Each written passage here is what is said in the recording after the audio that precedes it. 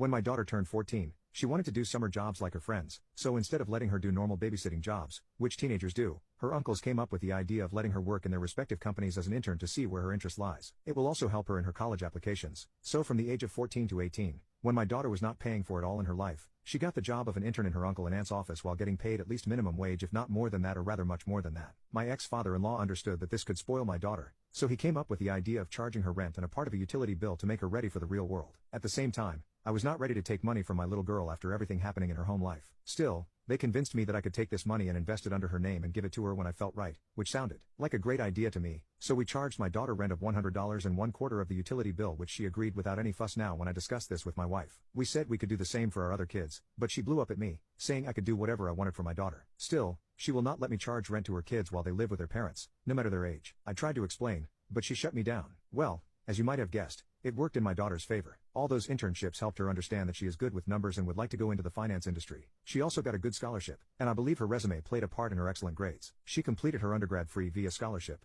untouched college fund, and still lives at home. She could have moved in with her uncle, but I believe she stayed for me with the same rent and utility arrangement when she went for her master's. She had to move out of state, and she got a 50% scholarship. Well, after her master's she joined her uncle's firm where her mom was 50% partner, and now she is filling the shoes of her mom in her office. She is so much like Sarah now. She is getting married to a wonderful guy, a close friend's son. I'm happy for her. Here is the problem. My sons are not as lucky as my daughter, especially my stepson. Due to how my wife treated my daughter, my ex-in-laws never offered these internship offers to my sons. My sons are not as academically gifted as my daughter, and as per Sarah's will, apart from the items willed to other families, everything else goes to my daughter, which is 80% of Sarah's estate. My parents have already made and discussed their will and have warned my wife not even to try to tell them what to do or what not to do, as everything will be divided equally between all their biological grandkids. My ex-in-laws have already mentioned whatever inheritance Sarah was supposed to get will now be given to her daughter. Now, my daughter invited me the other day for lunch and asked me if I could give her Sarah's pendant set and wedding ring for her wedding, which was willed to me, and I didn't see any point in denying this request. This is where I was as I didn't discuss it with my wife. When I came home and told my wife about it, she, as usual, blew up at me, saying her son was planning to propose to his girlfriend with that ring. My wife was planning to gift the pendant set to her niece as she really loves it and is also getting married soon.